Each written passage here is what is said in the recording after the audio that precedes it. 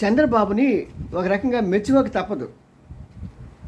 ఇంత వయసులో ఇంత వయసులో కూడా ఆయన పొద్దున్నుంచి రాత్రి వరకు, అంటే ఎలక్షన్ కమిషన్ నిర్దేశించినటువంటి ఆ సమయం రాత్రి 10 గంటల లోపల మూసివేయాలి ఏ బహిరంగ సభ అయినా అనే ఒక నియమాన్ని ప్రకారం అలాగా పాపం తిరుగుతూ, ఎంత ఎండగా ఉందండి బయట.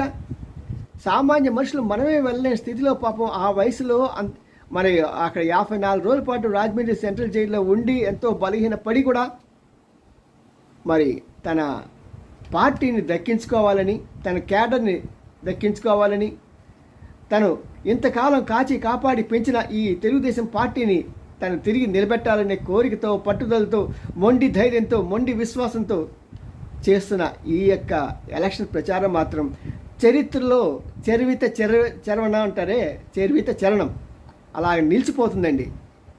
చూద్దాం ఆయన